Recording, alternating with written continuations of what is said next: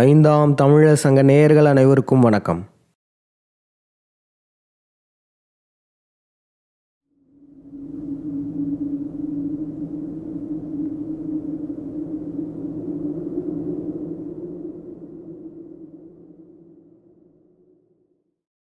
முருகன்.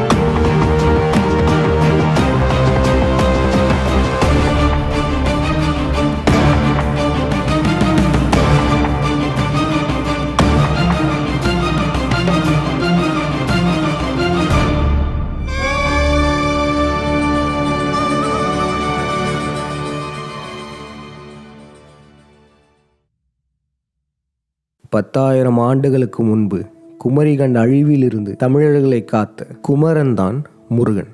இவ்வுலகில் முதல்ல விவசாயத்தை தோற்றுவித்தவர் முருகன். குமரிகண்ட அழிவிலிருந்து தப்பித்து இப்ப இருக்கிற இலங்கைக்கு வந்துட்டோம். இங்கு உள்ள புதிய சூழலில் உணவு தேவையை பூர்த்தி செய்வதற்காக ஆரம்பிக்கப்பட்டதுதான் விவசாயம். குமரிகண்டத்துல முல்லை நில ஆயரா இருந்த முருகன் இலங்கைக்கு வந்ததுக்கு அப்புறம் மருத நில விவசாயி ஆகிறாரு. முருகனால் முதல்ல ஆரம்பிக்கப்பட்ட விவசாயம் பார்த்தீங்கன்னா வள்ளிக்கிழங்கு மற்றும் திணை விவசாயம். ஆரம்பத்திலிருந்தே நம்ம முருகன் சொல்லுவோம். இந்த முருகனுக்கான பேர் காரணம் என்ன தெரியுமா? மூயிரு கோணன், சிவலிங்க வடிவத்துக்கான ஈர்ப்பரிமாண வடிவத்தை கொடுத்தவர் தான் முருகன். அதுதான் இந்த அருகோண நட்சத்திரம். இந்த மூயிரு கோணை கண்டுபிடித்தவன் தான் முருகன். முருகனுக்கு விழா நடத்தணும்னா 2 விதமான இடங்கள்ல ஏதாச்சும் ஒரு இடத்துல நடத்தலாம். குன்று இருக்கும் இடமெல்லாம் குமரன் என்று சொல்லக்கூடிய குன்றுகளில் நடத்தலாம். இல்லைனா நெய்தல் நிலமான கடற்பகுதியிலையும் முருக விழா நடத்தலாம். குமரி கண்டத்திலிருந்து மக்களை காத்து முதல்ல வந்த இடம் பார்த்தீங்கன்னா நெய்தல் நிலம் தான். இலங்கையில முருகனின் தலைநகரத்தின் பெயர் கவாடபுரம்.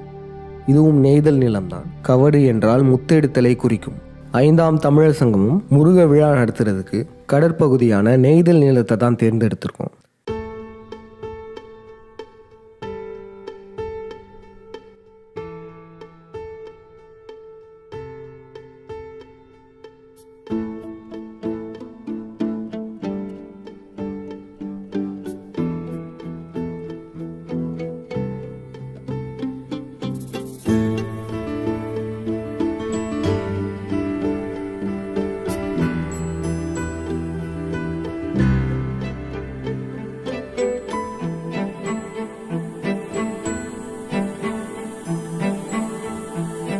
முருகனுக்கு முத்துக்குமரன்ற ஒரு பெயர் இருக்குல்ல. இந்த பெயர் காரணம் என்னன்னா, முருகன் முத்தெடுத்தவர், மேலும் குமரி கண்டத்திலிருந்து மக்களை காத்தவர். அதனாலதான் முத்துக்குமரன். இன்றளவும் கூட தமிழர்கள் நம்ம திருமண பத்திரிகையிலலாம் திருமணமாகும் ஆணுக்கு குமாரன், பெண்ணுக்கு குமாரத்தி அப்படின்னு எல்லாம் போடுவோம். இதுவுமே திருமண முறையை உருவாக்கிய முருகனால் உருவாக்கப்பட்டதுதான். குமரிகண்ட அழிவிலிருந்து தப்பி பிழைத்த தமிழர்களை நினைவு கூறும் விதமா திருமண தம்பதிகளை குமாரன், குமாரத்தி என்று அழைத்தார் முருகன். இப்படி முருகனுடைய ஒவ்வொரு பேர்லையுமே அதற்கு பின்னாடி மிகப்பெரிய வரலாறு இருக்கும். ஆறுமுகம் அப்படின்ற ஒரு பேர் இருக்கும். அந்த பேர் பார்த்தீங்கன்னா இதற்கு முன்பு சொன்னோம்ல, அருமுனை நட்சத்திரத்தை கண்டுபிடிச்சவர் முருகன். அந்த அருமுனை நட்சத்திரத்துல 6 முகம் இருக்கும். இதை வச்சுதான் ஆறுமுகம் என்ற பெயர் முருகனுக்கு வந்தது. இப்படிதான் முருகனுடைய ஒவ்வொரு பெயர்களுக்கு பின்னாடியும் வரலாற்று உண்மைகள் இருக்கும்.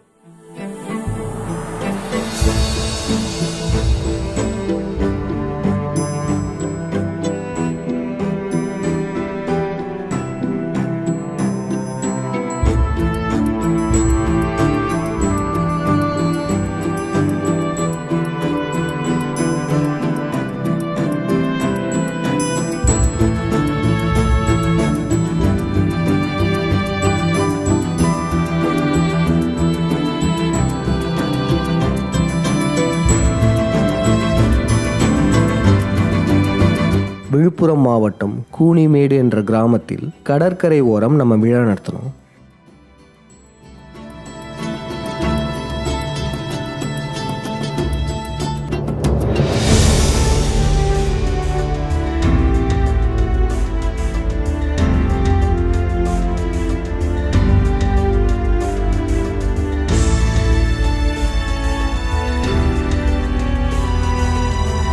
இப்போ நம்ம ஒரு வார்த்தை சொன்னோம்ல, கிராமம்.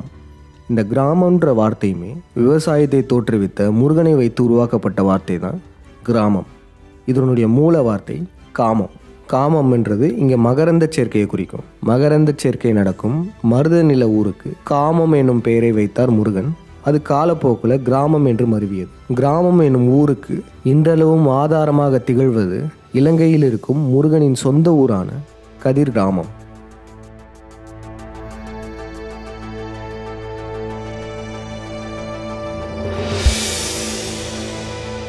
நம்ம விழா நடத்தப்பட்ட நாள் பார்த்தீங்கன்னா தை மாதம் 16ஆம் நாள், ஆங்கில நாட்காட்டிப்படி 6ஆம் தேதி 1ஆம் மாதம் 2023.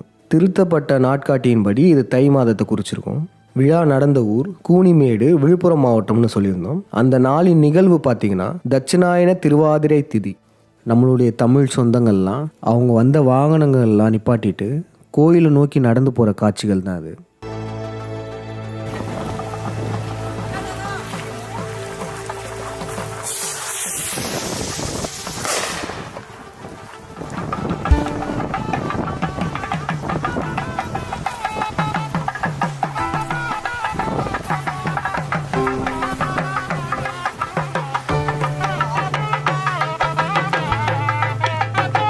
இந்த விழத்தை பார்த்துட்டு இருக்க பலருக்குமே கேள்விகள் எழும்.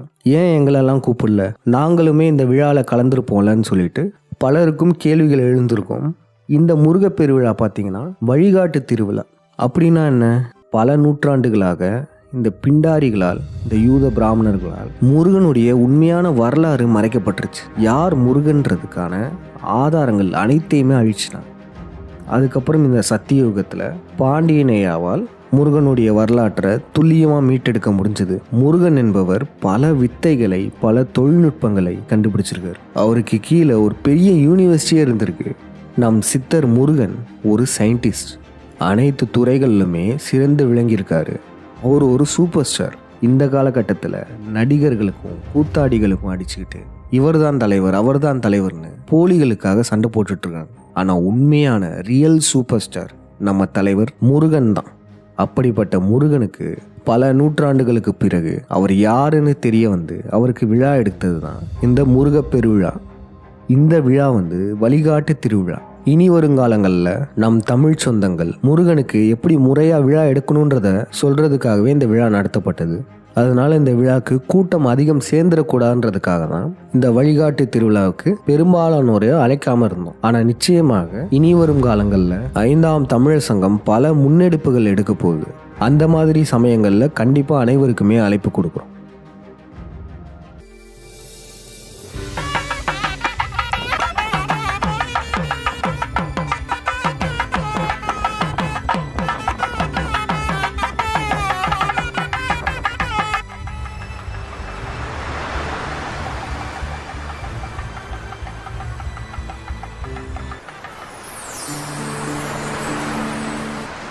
நம்ம முன்பு சொல்லியிருந்தோம்ல, குமரிகண்ட அழிவிலிருந்து தமிழ் மக்களை காப்பாற்றி பாதுகாப்பான இடத்துக்கு வந்துட்டாரு. அதுதான் இப்போ இருக்கிற இலங்கை. குமரிகண்ட அழிவுக்கு அப்புறம் தான் முருகன் விவசாயத்தை ஆரம்பிக்கிறாரு. அப்போ அதுக்கு என்ன பண்ணணும்? விவசாய நிலங்களை உருவாக்கணும். அந்த காலகட்டத்தில் குறிஞ்சி, முல்லை, நெய்தல் திணைகள் தான் இருந்துச்சு. புதுசாக மருத நிலத்தை உருவாக்கணும். விவசாய நிலத்தை உருவாக்குவதற்காக முல்லை நிலமான காடுகளை அழிக்க வேண்டியது இருந்துச்சு. ஏன்னா முழுக்க காடுகளாக தான் இருக்கும். மருத திணையை உருவாக்குவதற்கு குறிப்பிட்ட காட்டு நிலப்பரப்பை சுத்தம் செய்தாக வேண்டும். அப்படி விவசாயத்திற்காக காடுகளை அழிக்கும் தருவாயில் வந்த போர் தான் இந்த சூரசம்ஹாரம். தரையில் வாழ்ந்த மக்களுக்கும் மலையில் வாழ்ந்த மக்களுக்கும் இடையே போர் வந்துச்சு. இதில் முருகன் வெற்றி அடைஞ்சிட்டாரு. போரில் வெற்றி பெற்ற முருகன் மலை மக்களை அரவணைத்து கொண்டார். இந்த போருக்கு அப்புறம் காட்டை அழிக்கணும்ல, இதுக்கு காட்டில் உள்ள மரங்களுக்கு தீ வைக்கணும். கார்காலத்தில் விவசாய நிலத்திற்காக பனங்காட்டிற்கு தீ வைத்த நிகழ்வு தான் கார்த்திகை தீபம். அதற்கு சான்றாக இன்றளவும் சொக்கப்பனையெல்லாம் கொளுத்துவாங்க கார்த்திகை தீபம் சமயத்தில். முருகனுக்கு கார்த்திகேயன் என்ற பெயர் வந்ததுக்கான காரணமும் இப்போ சொன்ன இந்த வரலாறு தான். கார்காலத்தில் காட்டிற்கு தீ வைத்து இலங்கையில் முதலில் விவசாயத்தை தோற்றுவித்தவர் முருகன். இந்த விவசாய நிலங்களை தோற்றுவித்ததுக்கு அப்புறம் தான் தமிழர்களின் வளர்ச்சி அபரிதமாக இருந்துச்சு. காரணம் முன்பே சொன்னது போல தான், உணவு பற்றாக்குறையே இல்லை, நாடு செழிப்பாச்சு, மக்களுக்கு பிரச்சனைகள் குறைஞ்சது. இதன் விளைவா ஆன்மீகத்திலையும் சரி, அறிவியல்லையும் சரி, நாகரிக வளர்ச்சியிலையும் சரி தமிழர்கள் அடுத்த கட்ட நிலைக்கு செல்ல ஆரம்பிச்சிட்டாங்க.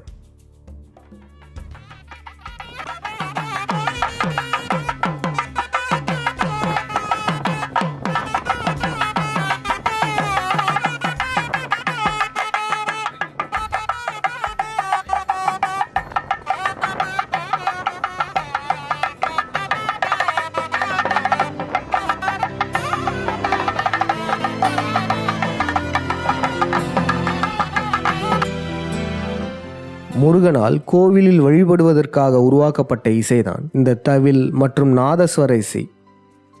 முருகன் கண்டுபிடித்த இசை கருவிகள்லாம் பாருங்களேன், பெரும்பாலும் மரங்களால் செய்யப்பட்ட கருவிகளாக இருக்கும். இந்த தவில தவிர இந்த நாதஸ்வரமாக இருக்கட்டும், ஹார்மோனிய பெட்டியாக இருக்கட்டும், யாழாக இருக்கட்டும், இது போன்ற பெரும்பாலான கருவிகள் அனைத்துமே மரங்களால் செய்யப்பட்டவைகளாக இருக்கும். இதன் மூலமும் முருகன் கொல்லாமையை வலியுறுத்தினார்ன்றதை நம்மளால புரிஞ்சுக்க முடியுது.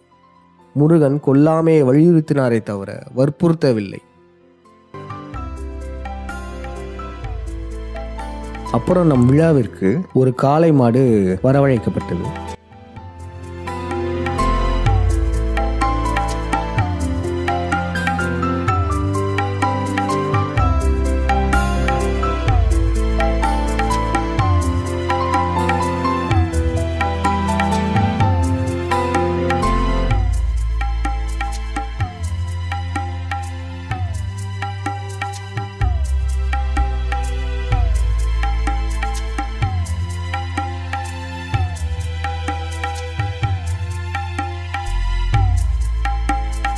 இந்த காலை பார்த்தீங்கன்னா காங்கிரேஜ் காளைன்னு சொல்லுவாங்க. தமிழ்நாட்டு காங்கேயம் காளைகள் தான் வட இந்தியாவிற்கு கொண்டு போய் வளர்த்தாங்க. அதற்கு காங்கிரேஜ் என பெயரை வச்சுட்டாங்க. குமரிகண்டத்திலிருந்து முருகனால் கொண்டு வரப்பட்ட காளை இந்த காங்கேயம் காளை வகைகள். விவசாயத்திற்காக இந்த காளையை பயன்படுத்தியிருக்காங்க. விவசாயத்திற்காக காட்டை எரிக்கும் போது கங்கு உருவாகும்ல, அந்த பெயரை வைத்தே இந்த காளைக்கும் காங்கேயம் என்ற பெயர் வைக்கப்பட்டது. இதை நினைவு கூறும் விதமாக நம் முருக விழாவுக்கு இந்த காளை கொண்டு வரப்பட்டது.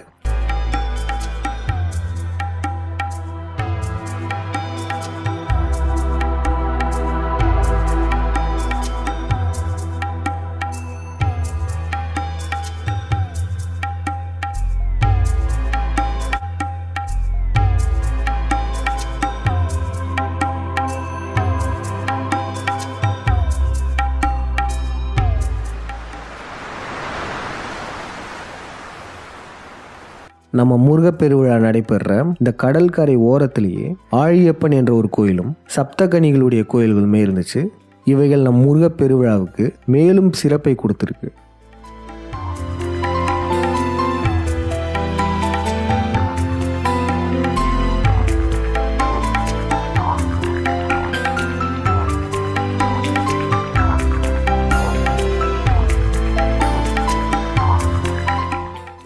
இந்த சப்த கன்னிகள் இருக்குல்ல, இதை உருவாக்கியவர் முருகன் தான். ஆசீவக கடவுள்களான சப்த கன்னிகள் அனைத்துமே தத்துவார்த்த தெய்வங்கள். இவைகள்லாம் முருகனை போன்ற வாழ்ந்த மனிதர்கள் கிடையாது, உருவாக்கப்பட்ட தெய்வங்கள். சப்த கன்னிகள்ன்றது வாழ்க்கையின் படிநிலைகளை குறிக்கும். ஆசீவக நிறத்திற்கு ஏற்ப 7 கன்னிகள் இருக்கும். கருப்பு காளியிலிருந்து, நீலம் நீலாம்பிகை, பச்சை நிறம் பச்சையம்மன், சிகப்பு லட்சுமி, மஞ்சள் நிறத்திற்கு கனகவல்லி, வெள்ளை நிறத்திற்கு சரஸ்வதி, கடைசியாக நிர்வாணம் எய்துவதை குறிக்கும் நீர் வண்ணத்திற்கு கங்கையம்மன். இது போன்ற 7 தெய்வங்களை முருகன் உருவாக்கினார். இவைகள் தத்துவார்த்த தெய்வங்கள்னு சொல்லியிருக்கோம். எதற்கு இவைகளுக்கு பெண் வடிவங்கள் கொடுக்கணும்?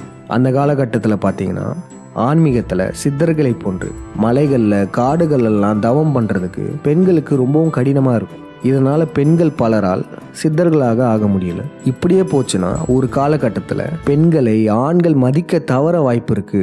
அதனால எதிர்காலத்திலையும் பெண்களை மதிப்பதற்காகவே பெண்கள் உருவில் சப்த கன்னிகளை உருவாக்கினார் முருகன். அப்பனா பார்த்துக்கோங்க, இவ்வுலகின் முதல் பெண்ணியவாதி முருகன். இதனுடைய தாக்கம் இன்றளவும் பல ஆயிரம் ஆண்டுகளுக்கு பிறகும் பெண்களுக்கு முருகனை ரொம்ப ரொம்ப பிடிக்கும். நம்ம விழாவிற்குமே திருமணமான பெண்கள், கர்ப்பிணி பெண்கள், குழந்தைகள் வைத்திருக்கும் பெண்கள், வயதான பெண்கள், இவங்க எல்லாம் ஆர்வத்துடன் கலந்து கொண்டதை நம்மளால பார்க்க முடியுது.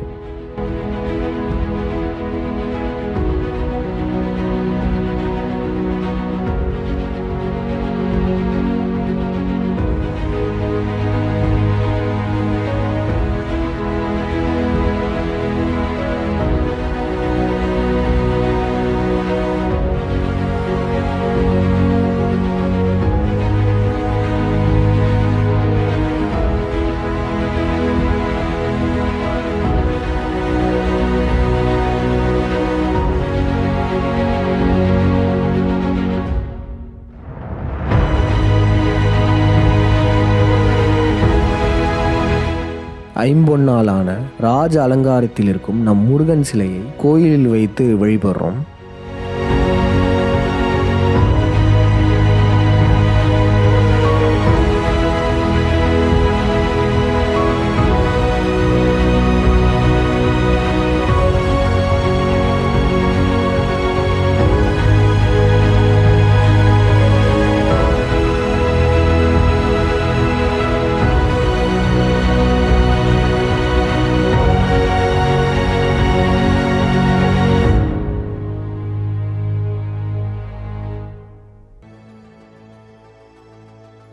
நம்ம விழாவில் அந்த ஊர் தலைவர்களுமே கலந்துக்கிறாங்க.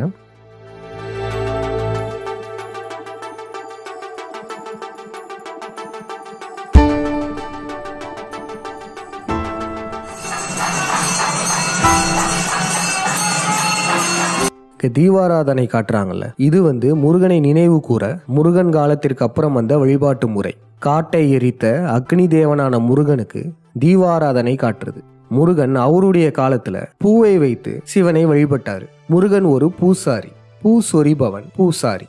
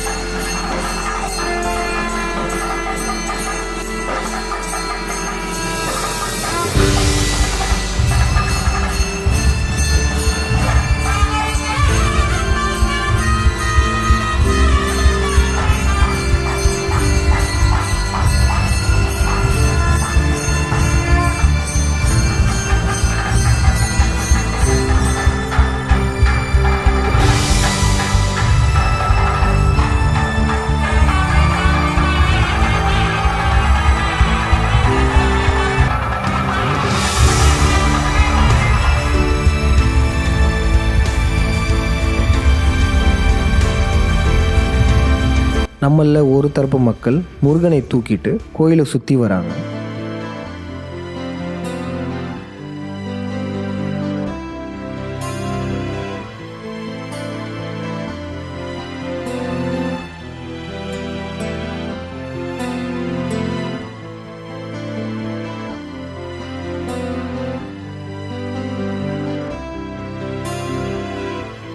குமரிகண்ட அழிவிலிருந்து முருகன் கடல் வழியே மக்களை காப்பாற்றி வந்ததை நினைவு கூறும் விதமா முருகனை கடலுக்கும் கொண்டு போறோம்.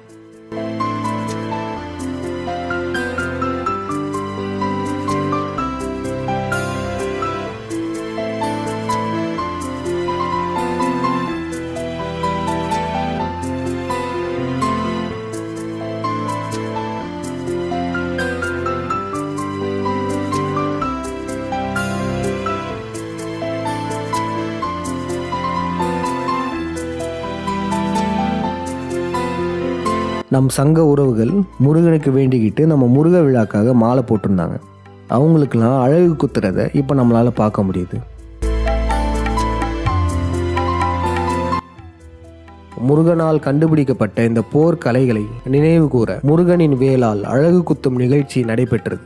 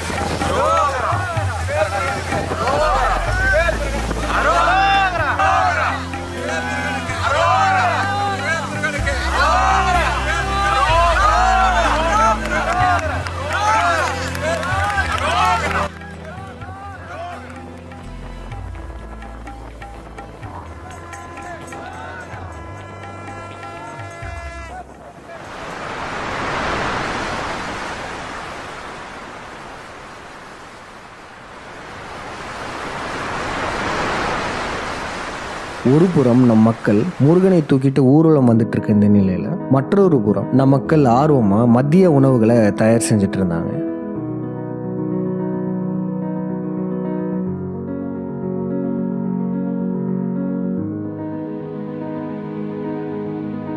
மதிய உணவும் சிறப்பாக பரிமாறப்பட்டது.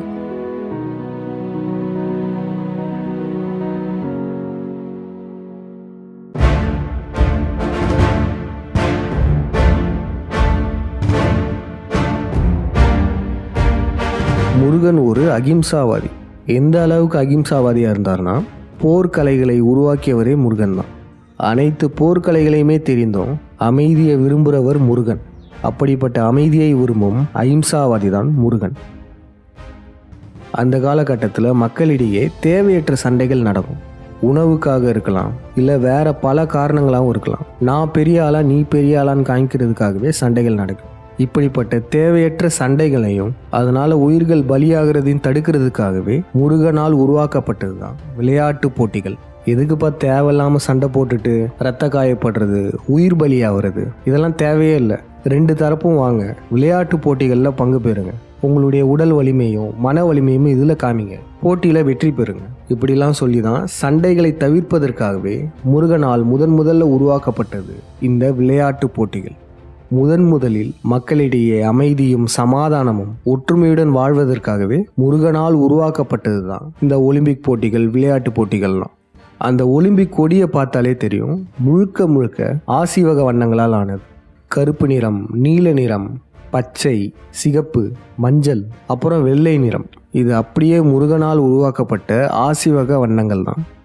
நம்ம முருகனை பாருங்களேன், மூர்க்கமா காட்டு மிராடித்தனமா ஒருத்தர் அடிச்சுக்க கூடாதுன்னு சொல்றதுக்காகவே, அவங்கள ஒழுக்கப்படுத்துறதுக்காகவே இந்த விளையாட்டு போட்டிகளை ஆரம்பிச்சிருக்காரு. விளையாட்டில் வெற்றி பெற்றவங்களுக்கு கப்பல் வடிவத்தை பரிசாவும் கொடுத்துருக்காரு. கப்பல் வெற்றியை குறிக்கும் குறியீடு. குமரி கண்ட அழிவிலிருந்து மக்கள் பாதுகாப்பாக வர்றதுக்கு, உயிர் பிழைத்ததற்கு காரணமே இந்த கப்பல் தான். இந்த கப்பல் தான் வெற்றியின் குறியீடு.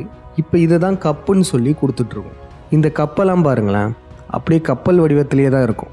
இப்போ சொன்ன இந்த வரலாற்றை மக்களிடம் கொண்டு சேர்ப்பதற்காகவே 5ஆம் தமிழர் சங்கம் இந்த முருக விழாவில் விளையாட்டு போட்டி நடத்தணும்.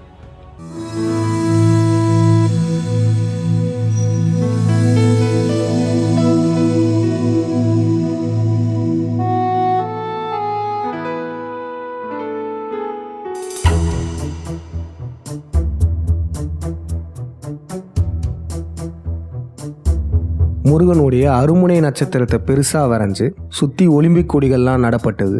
ஒலிம்பிக்கை கண்டுபிடித்தவர் முருகன் என்பதற்காகவே இந்த கொடிகள் நடப்பட்டது. இந்த அருமுனை நட்சத்திரத்தின் நடுவில் கபடி போட்டி நடத்தப்பட்டது.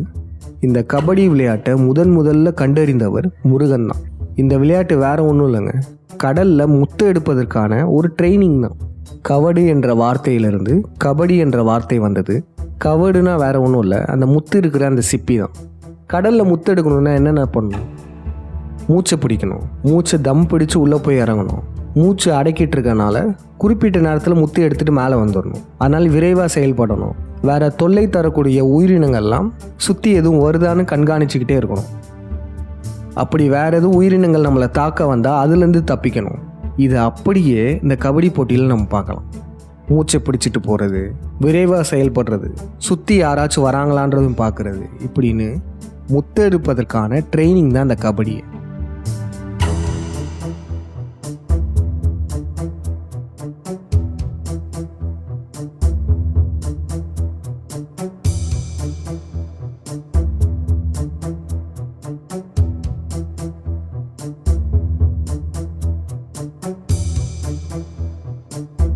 ஒரு புறம் இந்த கபடி போட்டிகள் நடந்துட்டு இருக்க, மறுபுறம் பார்த்தீங்கன்னா வளைகாப்பு நிகழ்ச்சி நடந்துட்டு இருந்துச்சு. நம்ம விழாலேயே மிகவும் சிறப்பான ஒன்று இந்த வளைகாப்பு நிகழ்ச்சி தான். இதை உருவாக்கியவர் முருகன். முருகன் ஒரு சிறந்த மருத்துவர்னு நம்ம எல்லாருக்குமே பலருக்கும் தெரியும். ஆனால் அவர் மிகச்சிறந்த குழந்தை நல மருத்துவராக இருந்திருக்காரு. அந்த காலத்திலேயே 10,000 ஆண்டுகளுக்கு முன்பே சிசேரியன் செக்ஷனை வெற்றிகரமாக பண்ணவர் முருகன். இந்த காலத்தில் பணத்துக்காக எல்லாருக்கும் பண்ணுறாங்க, இப்படிலாம் இல்லை. அந்த காலத்தில் இக்கட்டான சூழ்நிலையில் தாயையும் சேவும் காப்பாற்றியே ஆகணுன்றதுக்காகவே உருவாக்கப்பட்டது தான் இந்த சிசேரியன். ஆனால் இது இப்போ பிஸ்னஸ் ஆயிடுச்சு. காரணம், மருத்துவம் வியாபாரமாக ஆகிட்டுருக்கு. இப்படி குழந்தைகளுக்காகவே முருகன் பல அறிவியல் சார்ந்த விடயங்கள்லாம் செஞ்சிருக்காரு. அதில் ஒன்று தான் இந்த வளைகாப்பு.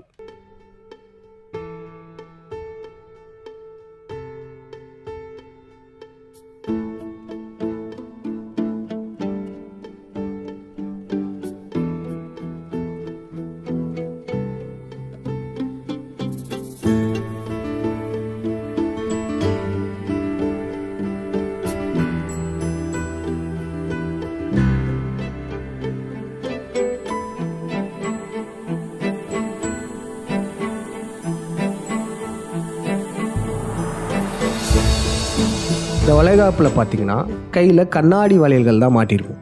அதே போல் கர்ப்பிணி பெண்களுக்கு வளைகாப்பு விழாவை 7வது மாதம் தான் நடத்தணும். ஏன்னா இந்த காலகட்டத்தில் தான் கேட்கும் உணர்வு, அதாவது ஹியரிங் சென்ஸ் குழந்தைகளுக்கு மேம்பட ஆரம்பிக்கும். அப்போனா பார்த்துக்கோங்க, நம்ம கலாச்சாரத்துக்குள்ள பல நுட்பமான அறிவியல் புதைந்து இருக்கு. இனி வருங்காலங்களில் உங்களுடைய வீடுகளில் வளைகாப்பு நிகழ்ச்சிகள் நடந்தாலும் அந்த கர்ப்பிணி பெண்ணுக்கு ஆசிவக வண்ண வரிசையில் வளையல்களை போட்டு விடணும். இந்த வளைகாப்பு நிகழ்ச்சியெல்லாம் சரியாக செய்யும் போது நம் முருகனின் துணை இந்த கர்ப்பிணி பெண்களுக்கு என்றுமே இருக்கும். நம்ம முருக விழாவில் வளைகாப்பு நடந்த இந்த கர்ப்பிணி பெண்ணுக்குமே முருகனின் அருளால் சுகப்பிரசவம் நடந்தது. ஒரு புறத்தில் இந்த வளைகாப்பு நிகழ்ச்சியெல்லாம் நடந்துட்டு இருக்க, மறுபுறத்தில் முருகனின் கண்டுபிடிப்புகள்லாம் காட்சிப்படுத்தப்பட்டது.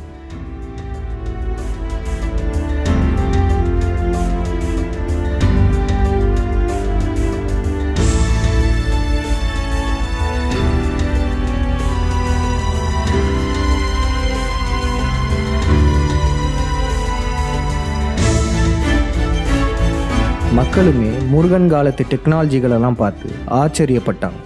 அந்த காலத்திலே இவ்வளோ டெக்னாலஜி இருந்திருக்குமான்றது ஆச்சரியமாக இருந்துச்சு. காரணம், அந்த அறிவியல் தொழில்நுட்பங்களை பற்றின புரிதல் கம்மியாக இருக்குது. இப்போ எடுத்துக்காட்டுக்கு பார்த்தீங்கன்னா, முருகன் காலத்திலேயே டெலிஃபோனுடைய ஆரம்ப நிலை கண்டுபிடிக்கப்பட்டது அப்படின்னு சொல்லிட்டோம். அந்த காலத்திலேயே 10,000 ஆண்டு காலத்துக்கு முன்பே டெலிஃபோன் எப்படி இருந்திருக்கும் அப்படியெல்லாம் ரொம்ப ஆச்சரியப்பட வேணாம். அந்த காலத்துக்கெல்லாம் இது சாதாரண தொழில்நுட்பம். 2 ஸ்பீக்கர் எடுத்துட்டு எந்த ஒரு பேட்டரி கனெக்ஷனுமே இல்லாமல் வெறும் வயரை வச்சே கனெக்ட் பண்ணிட்டோன்னா ஒரு முனையில் பேசுகிறவங்களது மற்ற ஒரு முனை ஸ்பீக்கர் வச்சுருக்கவங்களால கேட்க முடியும்.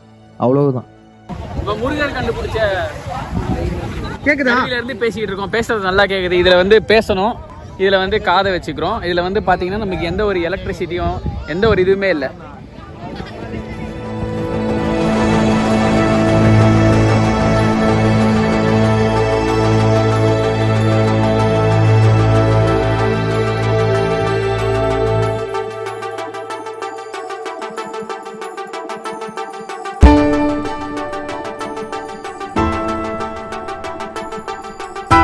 ஒரு புறத்தில் முருகன் கண்டுபிடித்த பொருட்கள் எல்லாம் காட்சிப்படுத்திட்டு இருக்கும்போது மற்றொரு புறத்தில் பட்டம் விடும் விழா வெகு விமர்சையாக நடைபெற்றது.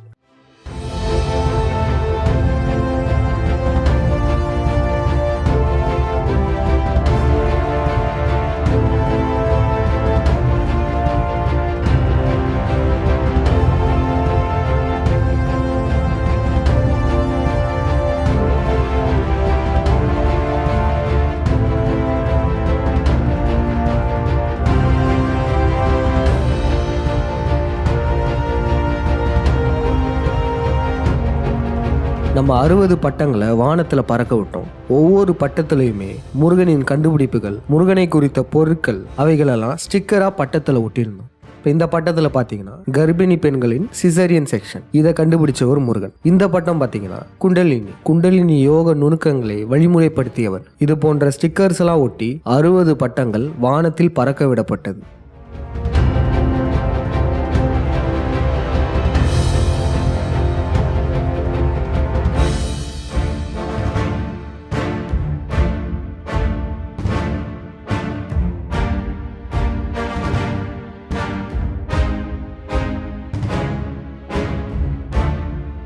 பட்டம் விடுறதுக்கும் முருகனுக்கும் என்ன சம்பந்தம் அப்படின்னு கேட்டிங்கன்னா, நம்ம இவ்வளவு நேரம் சொன்னோம்ல, பல கண்டுபிடிப்புகள், இதை கண்டுபிடிச்ச ஒரு முருகன், இதை கண்டுபிடிச்ச ஒரு முருகன், பல கண்டுபிடிப்புகளை முருகன் கண்டுபிடிச்சிருக்காருன்னு சொன்னால அதை தனியால காட்டில் உட்காந்துலாம் கண்டுபிடிக்கல. குருகுலம்னு சொல்லப்படுற ஒரு யூனிவர்சிட்டியே இருந்திருக்கு. 2ஆம் தமிழ் சங்கத்தை தோற்றுவித்தவர் முருகன். தமிழ் சங்கம்னா வெறும் மொழி ஆய்வு மட்டும் பண்ணலை, தமிழின வளர்ச்சிக்காக அனைத்து விதமான ஆய்வுகளுமே செய்வாங்க. முருகனின் தலைமையில் குருகுலங்களில் பல விஞ்ஞான கண்டுபிடிப்புகளை கண்டுபிடித்துள்ளனர். இந்த குருகுலத்தில் பயில்ற மாணவர்கள் இருக்காங்களே, அவங்களுடைய படிப்பை முடிச்சுட்டு வெளியே வரும்போது பார்த்தீங்கன்னா மிகவும் முழுமையடைந்த மனிதர்களாக இருப்பாங்க. குண்டலினி எழுப்பியவர்களாக இருப்பாங்க. இந்த குண்டலினியை குறிப்பதற்காக தான் இந்த வானத்தில் பட்டம் விடுறது. இந்த பட்டம்ன்றது பார்த்தீங்கன்னா பாம்பின் குறியீடாக இருக்கும். இது வானத்தில் பறக்க விடுறது எதுக்குன்னா, குருகுல மாணவர்களுக்கு குண்டலினி சக்தி எழும்பி பிரபஞ்சத்துடன் தொடர்பு கொள்வதை குறிக்குது. இப்போ வரையும் கூட இந்த யூதர்களால் பட்டமளிப்பு விழாலாம் நடக்கும். சம்பந்தமே இல்லாமல் தலையில் பட்டத்தின் வடிவத்தில் ஒரு கேப் மாட்ட சொல்லுவாங்க. அதுக்கப்புறம் சம்பந்தமே இல்லாமல் அந்த கேப்பை தூக்கி போடுற மாதிரி ஃபோட்டோலாம் எடுப்பாங்க. இது முழுக்க முழுக்க முருகனால் உருவாக்கப்பட்ட பட்டம் விடும் திருவிழாவை மறைமுகமாக குறித்தது தான் இதெல்லாம். குருகுல மாணவர்கள் அவர்களின் படிப்பை முடித்ததற்கப்புறம் அவர்கள் குண்டலினி எழுப்பி ஞானம் அடைந்ததை குறிப்பதற்காக இந்த பட்டம் விடும் திருவிழா முருகனால் நடத்தப்பட்டது. ஆசிய வகை நிறங்களை வச்சு 7 பட்டங்கள் ஒன்றாக வானத்தில் பறக்க விடப்பட்டது. இந்த காட்சிகளை இப்போ பாருங்கள்.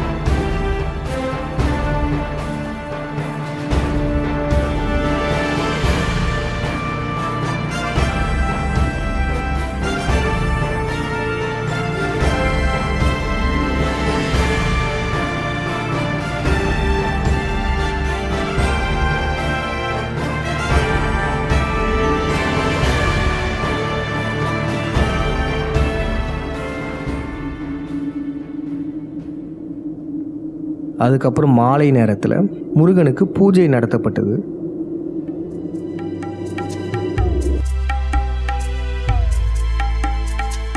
இன்பம் வீடு பேரளித்து அறவழி நின்ற அந்தணன் போற்றி, போர்க்கலையாக்கி மக்களை காக்க போர்க்களம் புகுந்த வீரனே போற்றி, 6 படை வீட்டை அரணாய் அமைத்து குருவகை வென்ற அப்பனே போற்றி, இனங்களுக்கிடையே பரிசு போட்டியால் பிணங்களை கட்டிய முருகவேல் போற்றி, காப்பினை வகுத்த கந்தா போற்றி, குலப்பட்டம் முறை செய்து பெரும் பணியாற்றிருந்தால், அதாவது உண்ணா நோன்பு, இயற்கை உணவு இப்படி கொண்டு நான் வாழ்ந்தால் இந்த உடம்பை பாதுகாக்க ஒரு அயச்செந்தூரம், இந்த காலத்தில் அயன் டானிக்னு சொல்லுவோம், அந்த அயச்செந்தூரம் தேவையில்லை, ஒரு பெருங்காயமெல்லாம் தேவையில்லை, இந்த உடல் நன்றாக இயங்குவதற்கு அப்படின்னு மேலோட்டமாக சொல்லி, நனி சிறக்க அல்லது கடுகன் அரசு முறை செய்க களவு இல்லாகுக மாறி வாய்க்க வளம் நனி சிறக்க நீவீர் அத்தி போல் தளிர்த்து ஆள் போல் தழைத்து அரசு போல் படர்ந்து அருகு போல் வேரோடி மூங்கில் போல் சுற்ற முசியாமல் வாழ்வீரே. 5ஆம் தமிழர் சங்கம் அலுவலகத்திலேயுமே பூஜை சிறப்பாக நடைபெற்றது. இந்த இடத்துல படையலா வைத்திருக்கோல, இவை அனைத்துமே முருகனின் கண்டுபிடிப்புகள்.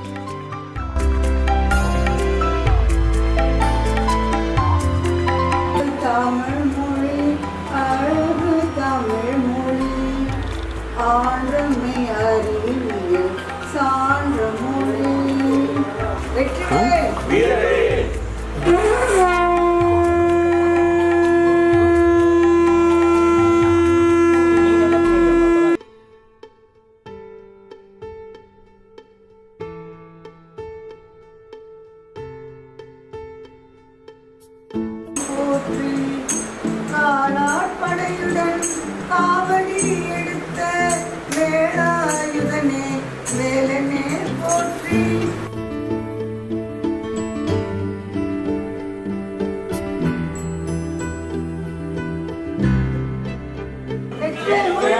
அரோகரா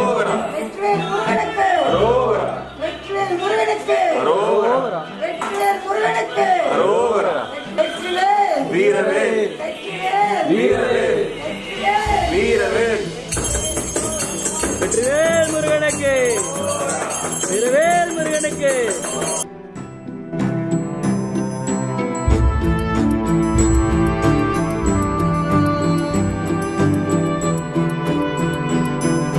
கடைசியாக சிலம்பம் சுற்றும் நிகழ்ச்சி நடந்தது. காட்டை கொளுத்திய கார்த்திகேயனை நினைவு கூற நெருப்புடன் சிலம்பம் சுற்றப்பட்டது.